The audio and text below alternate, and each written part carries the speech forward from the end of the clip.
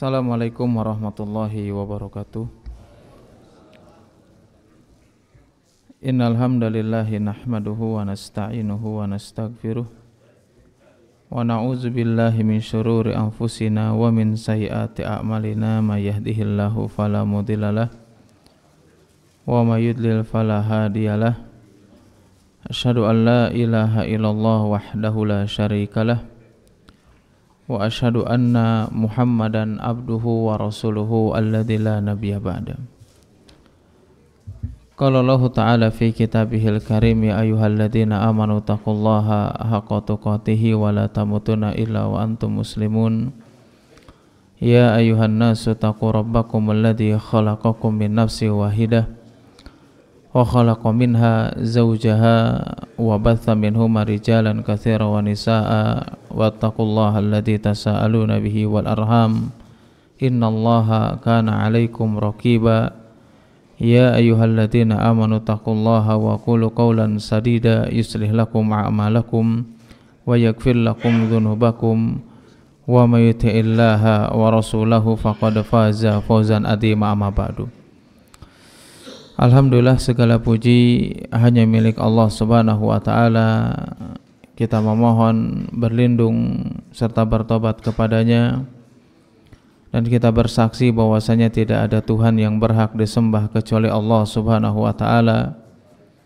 Salawat dan salam tidak lupa senantiasa kita curahkan kepada Nabi kita Nabi Muhammad sallallahu alaihi wasallam beserta keluarganya, sahabatnya, tabi'in, tabi'ut tabi'in, dan kepada siapapun yang berpegang teguh di atas sunnahnya Nabi Muhammad sallallahu alaihi wasallam hingga akhir zaman. Dan kita bersaksi bahwasanya Muhammad adalah seorang nabi dan rasul utusan Allah Subhanahu wa taala. Alhamdulillah, di pagi yang dingin ini ya, insyaallah kita akan memulai ya kitab pembahasan yang baru ya, yang sebelumnya kita sudah menyelesaikan kitab Ar-Rahiqul Makhtum atau Sirah Nabawiyah ya, yang pada hari ini insyaallah dan pertemuan-pertemuan selanjutnya kita akan membahas salah satu kitab yang memiliki keutamaan ya, yaitu kitab yang para ulama memujinya, yang memiliki keistimewaan ya, berbeda dengan kitab-kitab yang lainnya, yaitu adalah kitab Riyadhus Shalihin karya Imam An-Nawawi rahimahullahu taala. Tentu ya, sebagaimana kita ketahui, mempelajari hadis-hadis Nabi sallallahu alaihi wasallam itu adalah di antara cara kita untuk menjaga syariat yang dibawa atau yang dijelaskan oleh Al-Qur'an ataupun yang dibawa oleh Nabi sallallahu alaihi wasallam.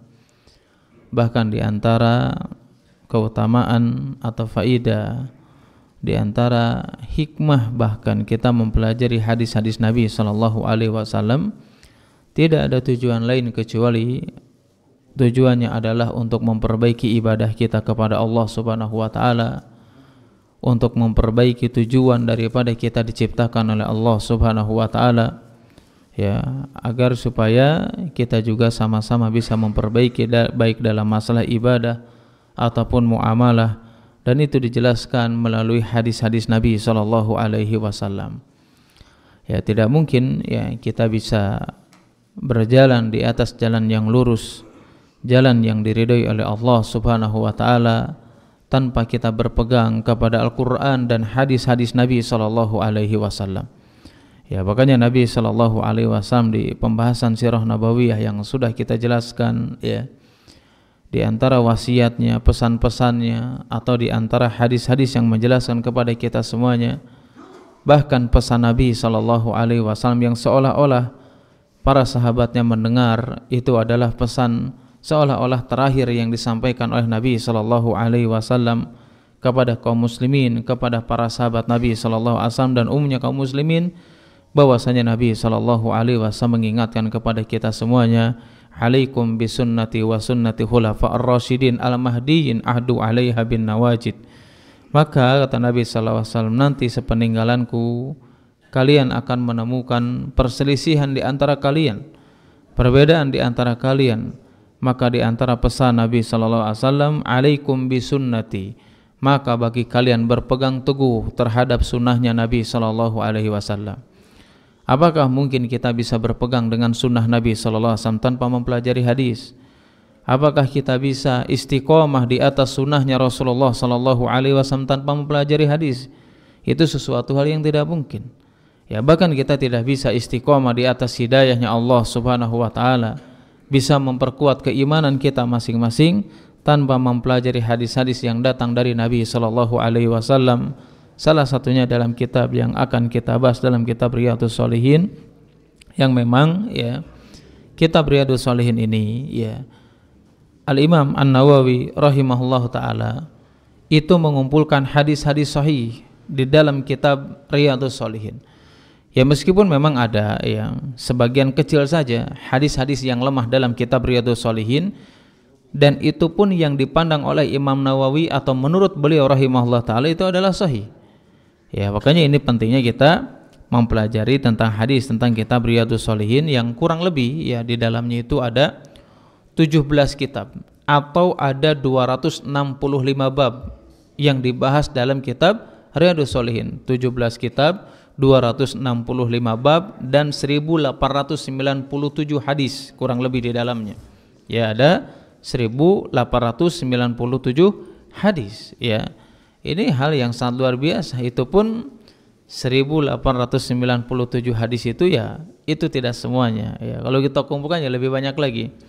Nah, makanya ini pentingnya ya bagi kita sebagai seorang muslim, jangan sampai kita selama ini mengaku pengikut Nabi sallallahu alaihi wasallam, ingin mengagungkan syiar-syiar Islam ya, ingin mengagungkan sunnah-sunnah Nabi sallallahu alaihi wasallam, tapi kita tidak pernah mengetahui hadis apa saja yang dijelaskan Nabi sallallahu alaihi wasallam. Hadis apa saja yang sudah kita hafal, hadis apa yang sudah kita pelajari. Bagaimana mungkin kita selama ini mengklaim bahwasanya pengikut Nabi sallallahu alaihi wasallam tanpa kita mengetahui sunnah Nabi sallallahu alaihi wasallam melalui hadis-hadisnya. Apalagi ya Imam Nawawi rahimahullah taala, sedikit dijelaskan, mungkin sebagian kita sudah mengetahui tentang riwayat ya dari perjalanan menuntut ilmunya, dari namanya ya Imam Nawawi rahimahullah taala. Bahkan Syekh Utsaimin rahimahullah taala, beliau memuji Imam Nawawi rahimahullah taala secara lahiriah, adapun secara batin itu antara beliau dengan Allah Subhanahu wa taala. Syekh Utsaimin rahimahullah taala mengatakan secara lahiriah bahwasanya Imam Nawawi rahimahullah taala adalah orang yang ikhlas dalam menyampaikan ilmu. Ya, dari mana kita tahu? Bahkan Syekh Utsaimin mengatakan di antara ciri keikhlasan yang dimiliki oleh Imam Nawawi rahimahullah taala itu terlihat dari karya-karyanya. Kenapa? Ya, sebagaimana kita ketahui, tidak ada sebuah masjid yang ada di muka bumi ini ya kecuali di dalamnya membahas kitab-kitabnya Imam Nawawi rahimahullah taala. Baik itu mungkin kita dengar Arba'in Nawawi ya, atau Minhaj Syarah Sahih Muslim, dan yang paling sering kita dengar adalah kitab Riyadhus Shalihin. Ya, hampir di berbagai penjuru negeri ini ya, negara atau di lapisan bumi ini, hampir mereka semua mempelajari kitab tersebut. Maka kata Syekh Utsaimin, ini dalail, ini sebagai dalil bukti tentang keikhlasannya yang dimiliki oleh Imam Nawawi rahimahullahu taala, sehingga ilmunya bermanfaat, itu dinikmati, dipelajari oleh semua golongan, oleh semua kelompok, bahkan semua ormas mempelajari tentang kitab Riyadhus Shalihin Imam Nawawi dan yang lainnya. Ya, bahkan mempelajari kitab Arba'in Nawawi pula. Ini menunjukkan apa? Keberkahan ya dari ilmu yang dimiliki oleh Imam Nawawi rahimahullah taala. Ya, meskipun beliau Imam Nawawi rahimahullah taala, beliau itu kurang lebih 45 atau 46 tahun saja usianya ya.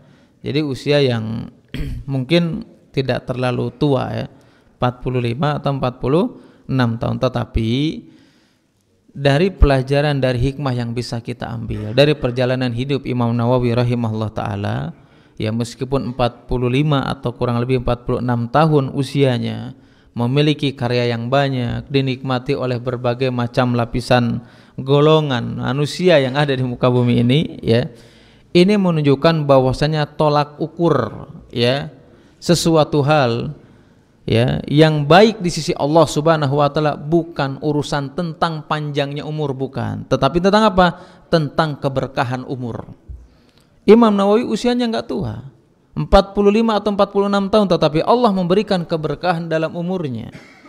Allah memberikan keberkahan dalam waktu yang Allah Subhanahu wa taala berikan kepada Imam Nawawi rahimahullah taala.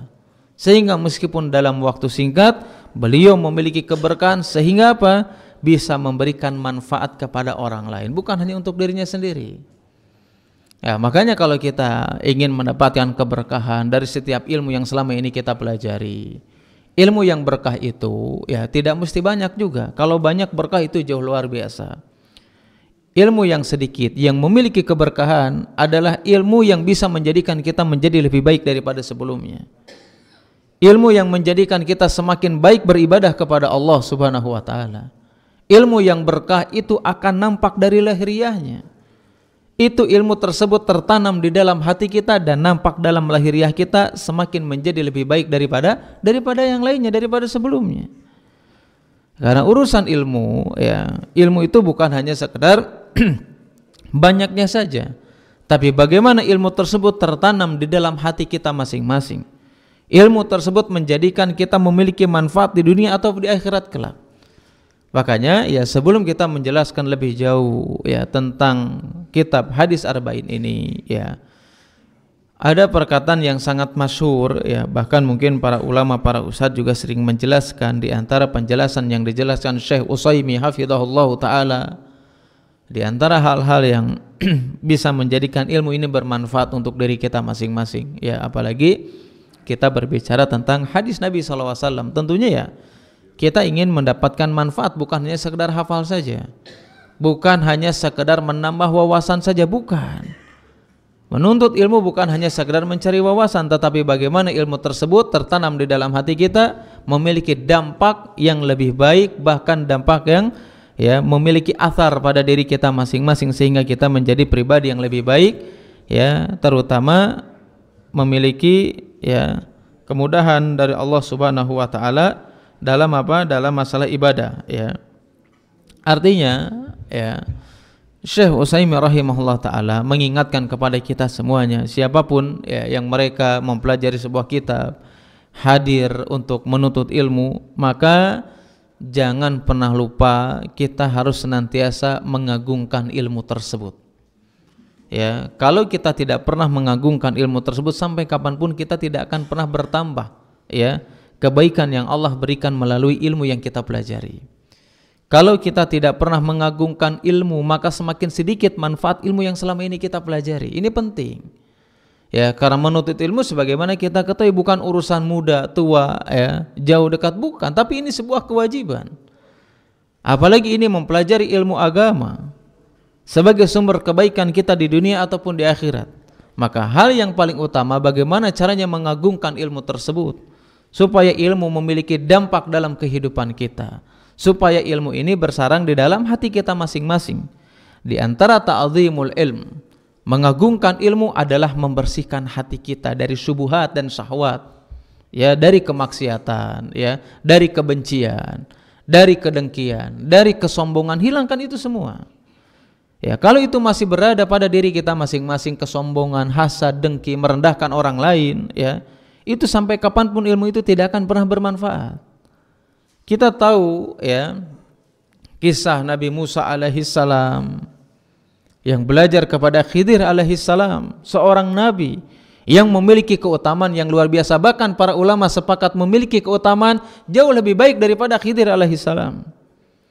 Ya, memiliki kaum pasukan atau kaum yang banyak dari kalangan Bani Israel, memiliki keutamaan langsung berbicara dengan Allah Subhanahu wa taala. Bahkan dalam riwayat memiliki kekuatan sekali mukul bisa musuhnya itu langsung mati gitu. Itu yang dimiliki siapa? Musa alaihissalam. Meskipun memiliki kedudukan yang tinggi dibanding daripada Khidir alaihissalam, tapi Musa alaihissalam tidak memiliki sifat sombong. Dihilangkan sifat hasadnya, dihilangkan merasa lebih baik daripada yang lainnya. Sehingga apa? Ketika ditanya oleh Allah Subhanahu wa taala, ya, ketika itu karena memang sedang menyampaikan nasihat, sedang berkhutbah, sampai Bani Israel itu takjub dengan apa yang disampaikan oleh Musa alaihissalam. Karena takjub, Bani Israel atau orang-orang yang mendengar nasihat itu nanya sama Musa alaihissalam, ya, menurut kamu ini siapa nih manusia atau orang yang paling berilmu itu siapa? Ketika itu Musa mengatakan, setauku, menurutku nih, tidak ada orang yang lebih mengetahui tentang ilmu kecuali adalah aku. Ketika itu ditegur oleh Allah Subhanahu wa taala, kamu jangan mengatakan seperti itu. Kenapa? Karena ada seseorang yang dia memiliki ilmu dan engkau tidak mengetahuinya. Siapa itu? Khidir alaihissalam. Ya, yang ketika itu ini yang menjadikan, ya, adab yang baik bagaimana caranya membersihkan hati kita masing-masing supaya kita sama-sama bisa mengambil manfaatnya, supaya kita bisa mengamalkan dari setiap apa yang selama ini kita pelajari. Bersihkan hati kita dari niat-niat buruk, dari kedengkian, ya, dari hasad, dari syubhat, dari syahwat, supaya apa? Supaya kita semuanya termasuk orang-orang yang mengagungkan ilmu tersebut, kemudian ilmu tersebut bisa bermanfaat untuk diri kita masing-masing, atau bahkan Allah Subhanahu wa taala akan memberikan keberkahan kepada kita semuanya dari ilmu yang selama ini kita pelajari. Minimalnya atau diantaranya adalah kita menjadi pribadi yang lebih baik daripada sebelumnya. Bahkan Syekh Utsaimin juga menjelaskan kepada kita semuanya kenapa kita harus mengagungkan ilmu tersebut, ya, atau mengagungkan ilmu itu dengan membersihkan hati kita masing-masing. Karena memang tempat bersarangnya ilmu itu di dalam hati kita masing-masing. Alasannya apa? Kita tahu hadis Nabi sallallahu alaihi wasallam bahwasanya Nabi sallallahu alaihi wasallam bersabda menjelaskan kepada kita semuanya, innallaha la yanduru ila suwarikum wa amwalikum walakinna yanduru ila amalikum. Nabi SAW mengatakan Allah itu tidak pernah memandang harta kalian, wajah kalian, gak pernah dipandang itu. Yang dipandang oleh Allah Subhanahu wa ta'ala adalah hati kalian. Artinya kalau kita tahu hati kita dipandang oleh Allah Subhanahu wa ta'ala dan kita malu, ya, bahkan akan dipertanggungjawabkan di hadapan Allah, maka bagi kita wajib untuk senantiasa membersihkan hati kita supaya ilmu tersebut bermanfaat pada diri kita masing-masing. Kemudian yang kedua, jangan lupa, ya, mengikhlaskan. Harus ikhlas, ya. Selama ini mungkin banyak di antara kaum muslimin, ya, yang mungkin sudah menghatamkan berbagai macam kitab, yang mungkin sudah menyelesaikan berbagai macam materi dalam ilmu-ilmu agama. Tapi banyak di antara kaum muslimin yang mereka sudah mempelajari berbagai macam kitab, ya, mempelajari berbagai macam, ya, materi dalam ilmu agama tersebut, ternyata tidak memiliki dampak baik dalam kehidupannya, dalam akhlaknya, dalam ucapannya, intinya dalam perbuatannya. Bisa jadi apa? Kurangnya adab, kurangnya memiliki keikhlasan yang ada di dalam hatinya. Al-Khatib Al-Baghdadi rahimahullahu ta'ala, beliau menjelaskan ada seseorang yang dulu sudah bertahun-tahun menuntut ilmu. Akhirnya apa? Di tengah jalan berhenti. Ya, dia merasa apa? Ngerasa tidak mampu. Ternyata apa? Bukan masalah tidak mampunya, padahal dia sudah bertahun-tahun belajar. Tapi apa? Adab yang harus kita perhatikan dalam menuntut ilmu. Ya, adab, salah satu di antara adab yang paling utama adalah keikhlasan. Niat ikhlas karena Allah Subhanahu wa ta'ala, bukan yang lainnya. Ya, kalau enggak kita memiliki niat ikhlas dalam menuntut ilmu, sampai kapanpun mungkin kita hafal, oke, insya Allah hafal. Ya, bahkan 1897 hadis bisa dihafal, insya Allah bisa. Tapi apakah bisa mendatangkan keberkahan? Bisa jadi nggak bisa mendatangkan keberkahan, bahkan tidak mendapatkan kebaikan dari apa yang selama ini kita hafal. Kenapa? Karena kurangnya adab, diantaranya tidak menghadirkan keikhlasan ketika kita dalam menuntut ilmu. Makanya Syekh Utsaimin rahimahullah ta'ala, supaya kita bisa ikhlas, coba tanamkan. Kalau menuntut ilmu ini bagian daripada kewajiban yang diperintahkan oleh Allah. Kalau kita menanamkan menuntut ilmu itu adalah kewajiban yang diperintahkan oleh Allah Subhanahu wa ta'ala, maka kita akan sadar itu adalah sebuah ibadah. Kalau itu sebuah ibadah dan sebuah kewajiban, kita tidak mau meninggalkannya. Nah, kalau kita tidak menanamkan hal seperti itu, ya akhirnya kita asal-asalan, ya. Kita tidak mengagungkan ilmu, kita tidak istiqomah untuk belajar, kita tidak pernah menghadirkan niat ikhlas karena Allah Subhanahu wa taala. Intinya apa? Menghadirkan dalam diri kita masing-masing bahwasanya menuntut ilmu adalah sebuah kewajiban, baik laki-laki ataupun perempuan, baik muda ataupun tua, semuanya wajib mempelajari Al-Quran dan Sunnah Nabi Sallallahu Alaihi Wasallam yang hukumnya adalah fardu ain, bukan fardu kifayah. Ya, kalau kita sudah menanamkan itu, insya Allah ini diantara ya tips yang dijelaskan Syekh Allamah Utsaimin rahimahullah taala, kita bisa istiqomah dalam menuntut ilmu. Kemudian diantara bentuk cara agar kita bisa ikhlas dalam menuntut ilmu yang dijelaskan Syekh Utsaimin rahimahullah taala, selain menanamkan kepada diri kita masing-masing ini adalah sebuah kewajiban, yaitu adalah menanamkan ketika kita menuntut ilmu, yaitu adalah untuk menghilangkan kebodohan, kejahilan yang ada pada diri kita masing-masing. Karena Allah Subhanahu wa taala mengatakan dalam salah satu firman-Nya, mengeluarkan kita min butuni ummahatikum la ya'lamuna syai'a. Manusia ketika dilahirkan oleh Allah Subhanahu wa taala jahil, enggak tahu apa-apa, kecuali Allah yang mengajarkannya, kecuali Allah yang memberikan hidayah. Ketika ya Allah Subhanahu wa taala memberikan hidayah kepada orang tersebut, itulah diantara kunci seseorang mendapatkan kebaikan, salah satunya memahami ilmu dengan baik yang dijelaskan dalam Al-Qur'an dan Sunnah Nabi Sallallahu Alaihi Wasallam. Makanya ini bisa terbukti ya, setiap kita hadir di majelis ilmu, setiap kita berkumpul dengan para ulama, dengan para alim, maka semakin bertambah wawasan kita, semakin bertambah ilmu kita. Ini menunjukkan bahwasanya manusia ini pada dasarnya jahil, ya tidak tahu apa-apa. Makanya di antara yang dijelaskan Syekh Utsaimin, harus menghadirkan niat menuntut ilmu adalah untuk menghilangkan kebodohan, kejahilan yang ada pada diri kita masing-masing. Kemudian di antara yang dijelaskan oleh Syekh Utsaimin yang harus kita tanamkan sebelum kita menuntut ilmu, ya, yaitu adalah menghadirkan juga niat untuk mengangkat kejahilan kepada atau di antara diri saudara-saudara kita masing-masing. Kemudian yang selanjutnya yang harus kita tanamkan, ya, yaitu adalah ketika kita mempelajari syariat, mempelajari Al-Quran dan Sunnah Nabi Sallallahu Alaihi Wasallam, salah satu tujuannya adalah untuk menjaga syariat, ya, untuk menjaga syariat. Dan menjaga syariat itu enggak hanya sekedar di otak saja, enggak hanya sekedar di kepala saja, tetapi menjaga syariat membutuhkan penjagaan baik melalui hafalan kita, begitu juga melalui apa? Melalui tulisan. Ya, makanya kalau dalam karena kita menjelaskan tentang hadisnya, bukan mustalah hadis. Ya, ada namanya satu ilmu namanya mustalah hadis, ya. Ya, ilmu-ilmu yang mempelajari, ya, nanti kita bakal bisa tahu, ya, hadis sahih itu seperti apa, dhaif itu seperti apa, dan seterusnya. Makanya dalam kitab mustalah hadis itu syarat-syarat, ya, hadis itu jadi sahih itu kan banyak.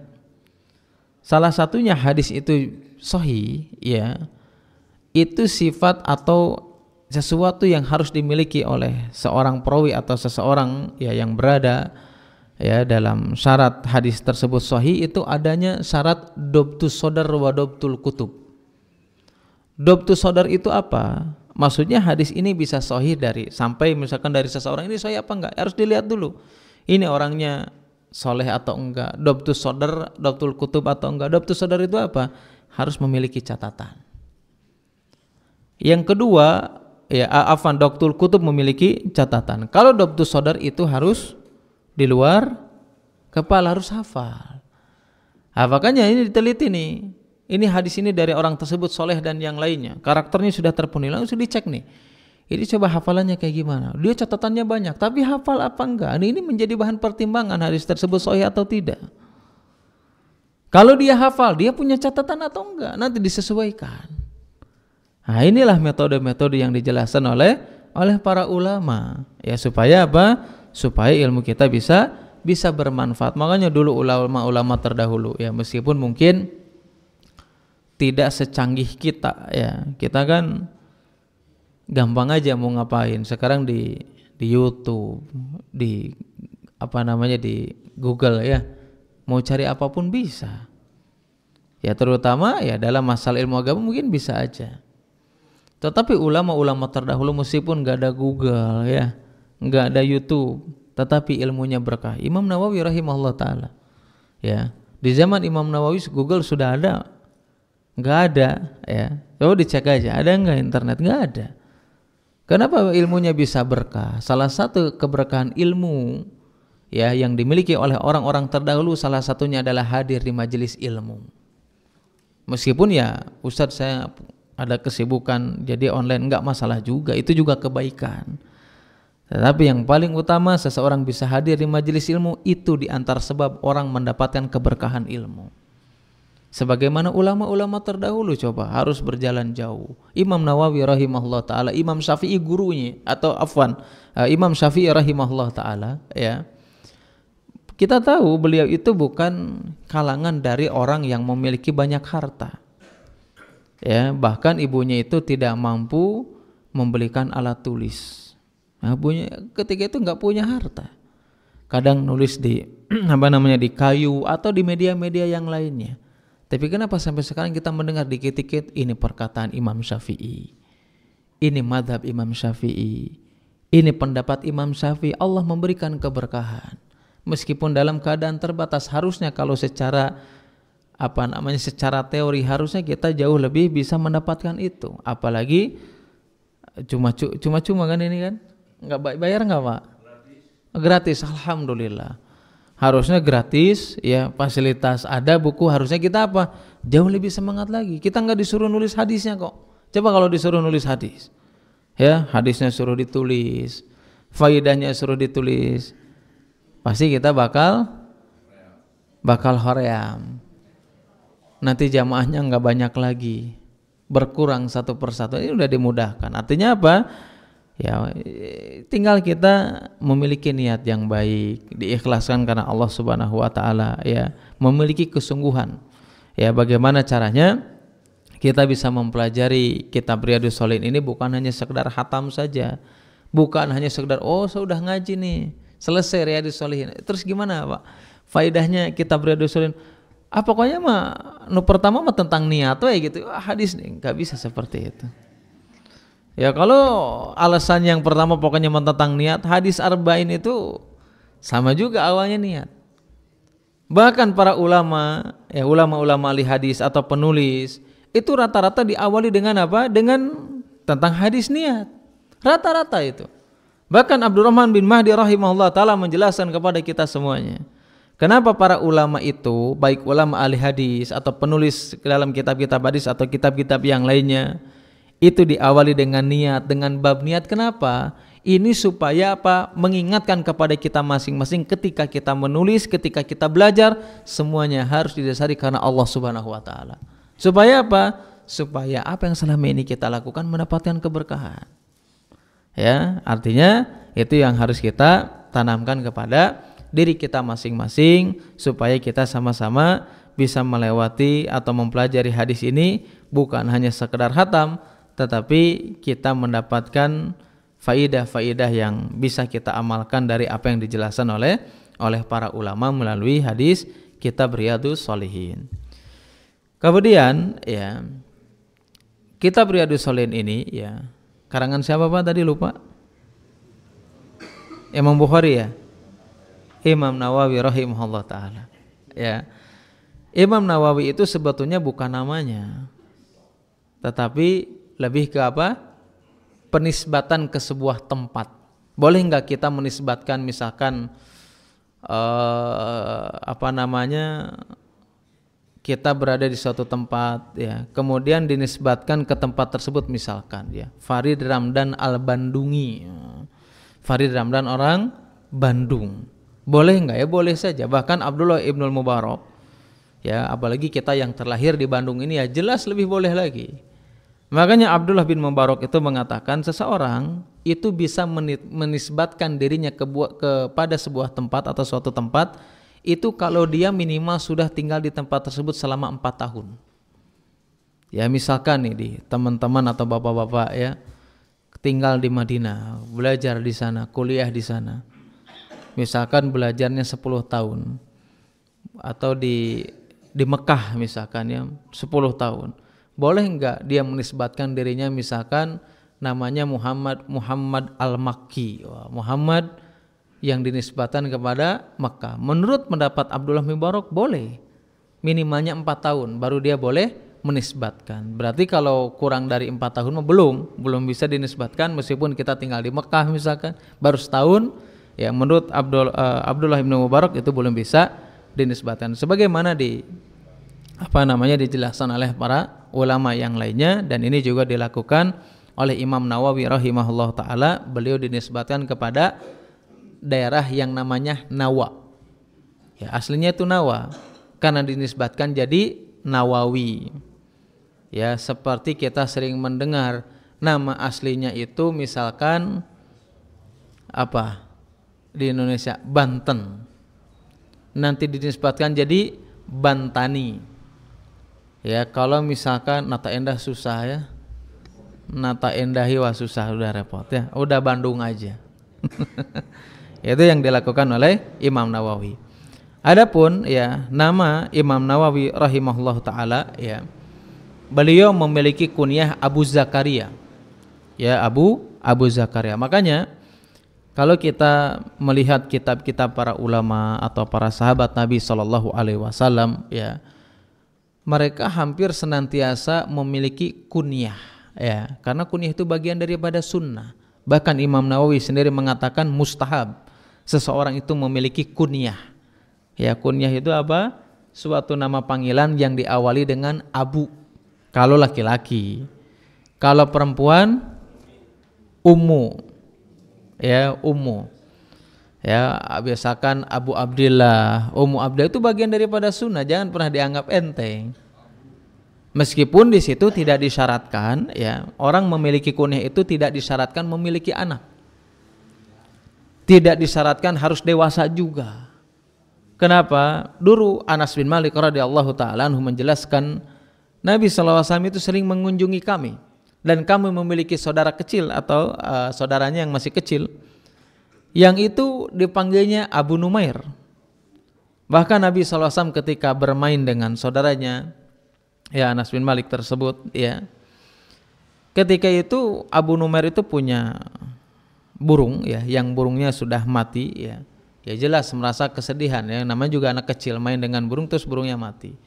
Kemudian Nabi SAW bertanya kepada anak tersebut, ya Aba Numair, madza fa'ala Nughair? Ya, wahai Abu Numair, apa yang sudah kamu lakukan terhadap burungmu? Artinya hadis ini menjelaskan kepada kita, ya, bukan hanya sekedar sunnah menggunakan kunyah, tetapi sebagai dalil bahwasanya kunyah itu tidak disyaratkan harus dewasa, meskipun belum menikah. Anak kecil itu boleh menggunakan kunyah. Ini karena bagian daripada sunnah Nabi SAW. Bahkan Imam Nawawi sendiri, meskipun beliau kunyahnya Abu Zakaria, beliau tidak memiliki anak. Karena beliau tidak sempat menikah. Sibuk dengan menuntut ilmu. Sibuk dengan mempelajari Al-Quran dan sunnah Nabi SAW. Sehingga lupa. Ya, artinya tidak sempat untuk menikah meskipun memiliki kunyah Abu Zakaria. Itu dibolehkan. Ya, yang jelas kunyah itu dinisbatkan kepada anak laki-laki yang paling besar. Kalau tidak ada berarti anak perempuan yang paling besar. Itu yang harus kita pahami. Makanya Imam Nawawi berkunyah Abu Zakaria, Yahya bin Syaraf, ya. Jadi namanya itu siapa? Yahya. Ya, Yahya bin Syaraf bin Miro atau bin Murri bin Hasan bin Husain bin Muhammad bin Jumu'ah Al-Hizami, ya, bahwasanya An-Nawawi Asy-Syafi'i. Ya, beliau, ya, meskipun di dalam nasabnya itu ada Al-Hizami, ya, sebagian orang itu, ya, karena nasabnya itu di situ ada salah satu kakeknya Hizam atau Al-Hizami, maka sebagian orang itu berpendapat bahwasanya Imam Nawawi itu memiliki nasab dengan salah satu sahabat Nabi SAW, namanya Hizam bin Hakim, tetapi ini keliru. Ini keliru. Ya, tidak ada hubungan dengan salah satu sahabat Rasulullah SAW. Ini yang dijelaskan oleh para ulama. Al-Hizam ini memang itu salah satu kakeknya Nabi SAW, salah satu kakeknya Imam Nawawi rahimahullah ta'ala, yang beliau tinggal di Al-Jaulani. Jaulani itu kurang lebih di daerah Syria atau di Damaskus, ya, Al-Jaulani. Ya, tinggal di sana. Ini salah satu kakek daripada Imam Nawawi, bukan dinisbatkan kepada salah satu sahabat Nabi sallallahu alaihi wasallam, ya, yang selama ini difahami oleh sebagian kaum muslimin. Yang jelas, ya, Imam Nawawi ini, ya, beliau meskipun tadi sudah dijelaskan di usia yang sangat muda tetapi memiliki karya yang sangat luar biasa, ya. Beliau, ya, lahir dan besar itu di kota Nawa tadi, ya, sudah kita singgung, itu kurang lebih 28 tahun beliau tinggal di sana. Bahkan yang sangat luar biasanya Imam Nawawi rahimahullah taala itu, beliau itu salah seorang anak, ya, yang dijelaskan dalam berbagai sirah tentang kepribadian daripada Imam Nawawi rahimahullah taala, meskipun masih kanak-kanak atau masih di usia yang belum dewasa ketika itu, beliau itu salah seorang yang memang rajin, ya, mempelajari kitab, mempelajari Al-Qur'an, ya, intinya memiliki semangat yang tinggi dalam menuntut ilmu. Bahkan sampai-sampai, ya, dari kisah yang sangat masyhur, beliau itu sering menangis kalau diajak main sama teman-temannya. Beda sama kita. Kalau kita menangis kalau enggak diajak main. Kalau ini nangis, diajak main, nangis. Kalaupun dia harus bermain, maka beliau senantiasa bermain dalam keadaan menghafal, belajar. Itu padahal belum, ya, masih anak-anak. Ya, itu memiliki semangat yang tinggi. Makanya bapaknya, ya, berarti bapaknya siapa? Syaraf, ya. Itu makanya bapaknya itu sering membawa Imam Nawawi rahimahullah taala ke toko, bukan untuk jualan, bukan untuk berdagang, bukan, supaya bisa lebih fokus belajar Al-Qur'an, supaya bisa fokus untuk mempelajari agama ini dengan baik. Makanya di usia 19 tahun, ya, beliau itu dimasukkan ke salah satu madrasah di Damaskus di sana, ya, di Syria berarti, ya, di Damaskus sana. Itu dimasukkan ke salah satu madrasah namanya Madrasah Rahawiyah. Itu usia 19 tahun. Bahkan dalam berbagai riwayat dikatakan Imam Nawawi itu saking ingin menjaga waktunya untuk belajar agama, saking taunya betapa besar keutamaan seseorang mempelajari agama, betapa pentingnya mempelajari agama, mempelajari Al-Quran dan Sunnah Nabi SAW. Bahkan dalam berbagai riwayat dikatakan beliau itu sehari makan hanya 1 kali aja. Padahal kita tahu makan itu yang namanya makan, yang jelas butuh. Kenapa beliau cuma sekali saja? Karena beliau itu tidak mau waktunya itu dihabiskan untuk makan. Beda dengan kita lagi. Sudah makan nongkrong lagi. Udah nongkrong ngopi lagi. Udah ngopi ngobrol lagi satunya. Pas giliran ngaji, aduh ngantuk, ya, capek, nggak ada waktu. Ayo Pak ngaji ke masjid Pak. Saya sibuk, waktunya susah saya. Ya, tapi dilihat di statusnya udah makan, nongkrong lah dan yang lainnya, ngobrol lagi. Tapi kalau ditanya, ya cita-citanya tetap pengen masuk surga. Ditanya pengennya tetap ahlus sunnah wal jamaah. Tapi mempelajari hadis, itulah. Berarti beda dengan apa yang dilakukan Imam Nawawi, cuma sekali aja. Beda jauh. Ya, bahkan sebagian riwayat mengatakan Imam Nawawi itu, ya, hampir jarang membaringkan tubuhnya. Artinya apa? Saking sibuknya menuntut ilmu. Bahkan beliau itu sehari hadir di majelis ilmu 12 halakoh dia datangin. 12 halakoh, coba bayangkan. Ya anggap saja. Ya kalau satu halakohnya 1 jam misalkan, berarti 12 jam dia hadir di majelis ilmu. Belum nanti murojaahnya, belum belajar. Beda lagi sama kita. Ya, kita sehari berapa halakoh kajian, Pak? Berapa halakoh, Pak? Seminggu sekali. Itu pun seminggu sekali berat banget kayaknya. Ya. Kalau nggak diajak sama tetangganya nggak juga. Enggak ya. Shalom nggak kalau di sini. Artinya ya, kita yang anggap sehari sekali saja Masya Allah ya, perjuangannya luar biasa. Ya, mau hadir di majelis ibu itu aja harus apa? Ya, berbagai banyak ya alasan, pertimbangan dan yang lainnya, padahal kita semuanya membutuhkan apa yang dijelaskan dalam Al-Quran dan Sunnah Nabi SAW. Jadi apa yang dilakukan Imam Nawawi ya, meskipun sehari makan cuma 1 kali, ini mengingatkan kepada kita salah satunya ya, kalau nggak salah yang menjelaskan Imam Bukhari dan yang lainnya, mengatakan kepada kita semuanya, inilah menunjukkan pentingnya ilmu daripada makan. Lebih kita butuhkan. Agar kita mau cari makan aja, kalau kata orang Sunda apa? Dari isuk, ti isuk, jedur, nepika sore jeder. Itu untuk cari makan aja. Yang makan ya kita butuhkan kapan? Ketika lapar, ketika mungkin di dunia saja. Ya, tapi ilmu ya sampai kapanpun kita butuhkan meskipun kita sudah meninggal. Tapi kita nggak pernah berjuang untuk itu. Nggak pernah ada istilah, wah tetangga saya mau Ustaz nyari ilmu itu ti isuk jedur nepi ka sore jeder, nggak ada.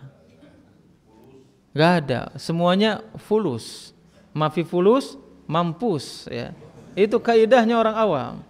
Al-fulus hayatun nufus, mafi fulus mampus. Ya, fulus itu kehidupan katanya. Mafi fulus mampus, enggak ada fulus, mampus enggak juga ya. Ya buktinya enggak ada fulus, kita masih hidup-hidup aja.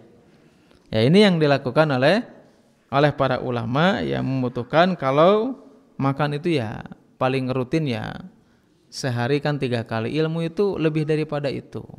Kita butuhkan sampai akhir hayat kita, bahkan sekalipun kita sudah meninggal, maka ilmu tersebut akan memiliki kebaikan kepada orang-orang yang senantiasa memiliki semangat dalam menuntut ilmu dan mengamalkan dari ilmu yang selama ini dipelajarinya. Bahkan ya, Imam Nawawi rahimahullah ta'ala ketika dimasukkan ke madrasah tersebut, Rahawiyah tersebut, di usia 19 tahun tersebut ya, makan sedikit ya. Kemudian ketika itu memang ada satu momen yang ketika itu Imam Nawawi rahimahullah ta'ala atas izin Allah subhanahu wa ta'ala sakit ketika itu. Sakit ya. Dan kabar sakitnya ini didengar oleh bapak dan kerabatnya. Sehingga Pak Imam Nawawi ketika itu ya, kalau bahasa kita ditengokin ya sama bapak dan kerabatnya.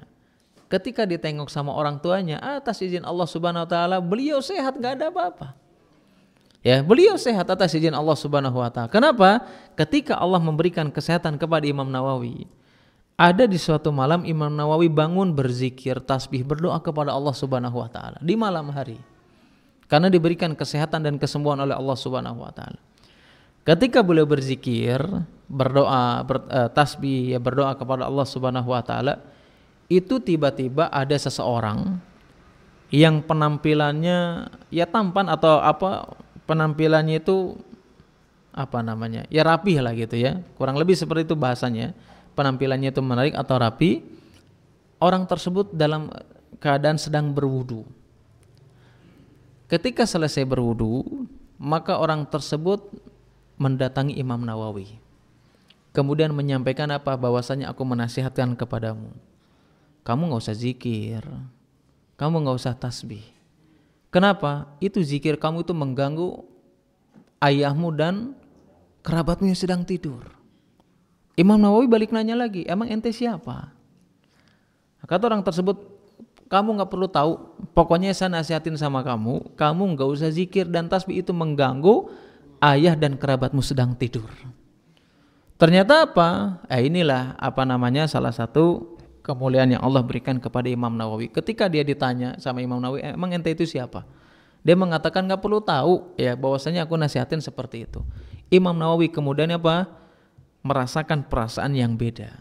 Dia yakin orang yang mengatakan tersebut adalah bagian daripada iblis atau setan. Makanya Imam Nawawi ketika itu langsung apa? Isti'adzah. Ya, meminta perlindungan kepada Allah Subhanahu wa taala, kemudian berzikir, bertasbih dengan suara. Ketika itu, ya, ketika Imam Nawawi berzikir kembali, meminta perlindungan kepada Allah, tiba-tiba orang tersebut langsung meninggalkan, pergi melalui pintu madrasah tersebut. Karena melalui pintu madrasah tersebut dengan suara yang kencang, ya akhirnya apa? Imam Nawawi ngejar. Bapak dan kerabatnya juga bangun, nanya sama Imam Nawawi, ya apa yang sedang terjadi? Ketika itu dijelaskan oleh Imam Nawawi, ya sebagaimana yang yang dialami, ya ketika itu ada seseorang berwudu dan melarang zikir dan seterusnya, dijelaskan sama ayah dan kerabatnya. Ketika dikejar ke pintu madrasah tersebut, dan pintu tersebut itu dalam keadaan terkunci rapat. Itu jin, itu iblis, setan, ya, yang ketika itu menggoda siapa? Imam Nawawi. Kemudian, ya, di antara hal yang dijelaskan oleh para ulama tentang hal yang berkaitan dengan Imam Nawawi, di antaranya Imam Nawawi itu diberikan gelar sebagai Muhyiddin. Ya, Muhyiddin. Artinya apa Muhyiddin? Tapi nggak ada hadiah loh ya hari ini. Nanti aja pas akhir kitab selesai baru dikasih kitabnya. Muhyiddin itu apa? Penghidup agama. Diberi gelar seperti itu. Tetapi memang dalam sebuah riwayat dikatakan bahwasanya Imam Nawawi rahimahullah taala berkata, la aj'alu fi halin man laqabani ya Muhyiddin. Kata Imam Nawawi mengatakan, aku tidak pernah menghalalkan siapa yang memberikan lakob kepadaku tentang Muhyiddin. Ini Imam Nawawi, ya, murid ulama dari kalangan madhab Syafi'i, ulama besar yang karyanya banyak. Beliau mengatakan, saya tidak pernah menghalalkan siapapun yang memberikan gelar kepada saya sebagai Muhyiddin. Gak mau dikasih gelar Muhyiddin, meskipun para ulama mengakuinya. Berbeda dengan di zaman kita sekarang, berburu dengan gelar, pengen memiliki gelar yang bisa menjadikan dia dipandang di hadapan manusia pada umumnya. Ya nggak mau, nanti kalau dikasih undangan nggak ada gelarnya nggak mau datang nanti. Kenapa nggak datang? Oh undangannya salah, nggak ada gelarnya gitu ya. Oh itu terjadi. Ijazah palsu. Ya, atau misalkan mau ngisi ceramah, mau memberikan nasihat, sama MC-nya nggak disebutin gelar, harusnya setengah jam jadi 5 menit ngisinya. Ustaz kenapa Ustaz? Capek saya. Padahal enggak disebutin gelarnya itu. Ini Imam Muhyiddin, Imam Nawawi rahimahullah taala, dia aja enggak mau. Ya, aku tidak pernah menghalalkan seseorang yang memberikan lakob kepadaku tentang Muhyiddin. Ya, apa gunanya gelar kalau seandainya kita jauh daripada petunjuk Rasulullah sallallahu alaihi wasallam? Apa gunanya gelar kalau selama ini apa yang kita lakukan tidak pernah sesuai dengan apa yang dijelaskan dalam Al-Quran dan Sunnah Nabi SAW. Jangankan gelar, wajah aja nggak dipandang, harta aja nggak dipandang sama Allah Subhanahu Wa Taala. Apalagi hanya sekedar gelar. Ini yang dimiliki oleh Imam Nawawi, atau diantara yang harus kita ketahui dari hal yang berkaitan dengan Imam Nawawi rahimahullahu taala. Adapun penjelasan hadisnya, bahas dulu hadisnya Pak. Nanti aja Pak ya, Masya Allah ya. Gak apa-apa, memang harus sedikit-sedikit Pak. Ya gak apa-apa sedikit-sedikit. Karena memang kadang sebagian penuntut ilmu itu gak sabaran. Ya pengennya itu, pengennya itu beres, pengennya itu cepat nguasai. Padahal kata Imam Az-Zuhri rahimahullah ta'ala, beliau mengatakan, man ramal imla jumlatan dhahaba anhu jumlatan. Imam Zuhri mengatakan, siapa yang menuntut ilmu dengan pengen sekaligus hafal, bisa menguasai, dhahaba anhu jumlatan, maka dia juga akan hilang ilmunya sekaligus. Innama yukhadul ilmu ala marril ayyam wal layali. Kata Imam Az-Zuhri mengatakan, akan tetapi ilmu itu akan kita dapatkan apa? Ala marril ayyam wa layali. Itu dengan berjalannya waktu siang dan malam. ada prosesnya, sedikit-sedikit nggak apa-apa. Yang penting kita bisa hafal, kita bisa mengambil faidah, yang terutama kita bisa mengamalkannya. Wallahu a'lam bishawab. Ini yang bisa disampaikan hari ini. Mudah-mudahan bermanfaat khususnya bagi saya pribadi, dan mudah-mudahan kita semuanya diberikan kemudahan, kesehatan serta kelancaran ya, dan kita bisa menyelesaikan pembahasan kitab ini dengan baik dan sampai selesai, mendapatkan keberkahan dari Allah Subhanahu wa taala. Subhanakallahumma wa bihamdika asyhadu an la ilaha illa anta astaghfiruka wa atubu ilaik. Wassalamualaikum warahmatullahi wabarakatuh.